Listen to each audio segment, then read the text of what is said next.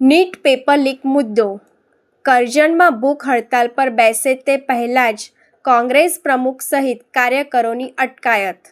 વડોદરાના કરજણ તાલુકામાં NEET paper leak કાંડ મામલે દેશના લાખો વિદ્યાર્થીઓને ન્યાય અપાવવા માટે કરજણ કોંગ્રેસ દ્વારા 2 દિવસીય પ્રતિકાત્મક ભૂખ હડતાલનું વિરોધ આયોજન કરવામાં આવ્યું હતું। નિયત આયોજન મુજબ કરજણ નવા બજાર સ્થિત મહાત્મા ગાંધીજીના સ્ટેચ્યુ પાસે આજે સવારે 9 વાગ્યાથી કરજણ કોંગ્રેસ પ્રમુખ પિન્ટુભાઈ પટેલ પોતાના સમર્થકો સાથે પ્રતિકાત્મક ભૂખ હડતાલ પર બેસવાના હતા, પરંતુ તેઓ વિરોધ પ્રદર્શન શરૂ કરે તે પહેલાં જ પોલીસે સ્થળ પર પહોંચી પિન્ટુભાઈ પટેલ અને તેમના સમર્થકોને ઉંચકી લીધા હતા। વિદ્યાર્થીઓના ભવિષ્યના સમર્થનમાં યોજાયેલા આ કાર્યક્રમ પહેલાં જ પોલીસે અટકાયતી પગલાં ભરતા સ્થાનિક રાજકારણમાં ભારે ગરમાવો આવી ગયો છે અને કોંગ્રેસ કાર્યકરોમાં આક્રોશ વ્યાપી ગયો છે। हम लड़ेंगे चोरों से, चले देखो से, हम लड़ेंगे चोरों से। धर्मेंद्र प्रधान इस्तीफा दो, धर्मेंद्र प्रधान इस्तीफा दो, धर्मेंद्र प्रधान इस्तीफा दो। दरेक विद्यार्थी माटे तथा दरेक वाली माटे शिक्षण खूब ज जरूरी है, परंतु भारत देशनी अंदर शिक्षणनी व्यवस्था दिन प्रतिदिन कचड़ी रही है।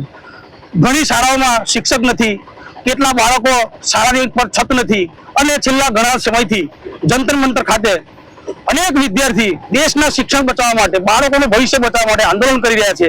તે સમય દરમિયાન આ દેશની પોલીસે એ નિર્દોષ બાળકો પર જે લાઠીચાર્જ કર્યો છે, બેરહમીપૂર્વક જે માર મારવામાં આવે છે, એ વસ્તુને અમે સખત શબ્દોમાં પકડી નાખીએ છીએ।